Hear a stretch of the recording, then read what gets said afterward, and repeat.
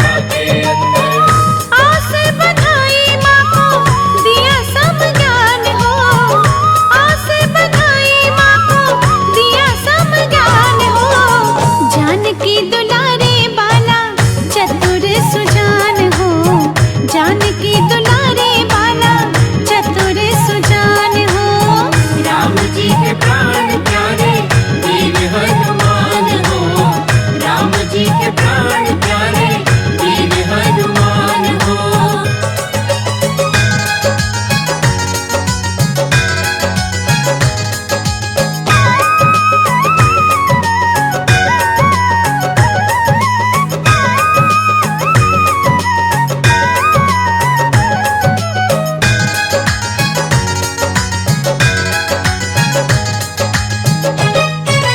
लंका जारी असुर संहारे, लंका जारी असुर संहारे, तुम लक्ष्मण के जीवन हारे। तुम लक्ष्मण के जीवन हारे। लंका जारी असुर संहारे, तुम लक्ष्मण के जीवन हारे। तुम लक्ष्मण के जीवन हारे। रावण को मार गिराया, तोड़ा अभिमान को। रावण को मार गिराया, तोड़ा अभिमान को। जानकी दुलारे बाला, चतुर सुजान हो। जानकी दुलारे बाला, चतुर सुजान हो। राम जी के प्राण प्यारे वीर हनुमान हो, राम जी के प्राण प्यारे वीर हनुमान हो। जय हनुमान, जय हनुमान, जय हनुमान, जय हनुमान।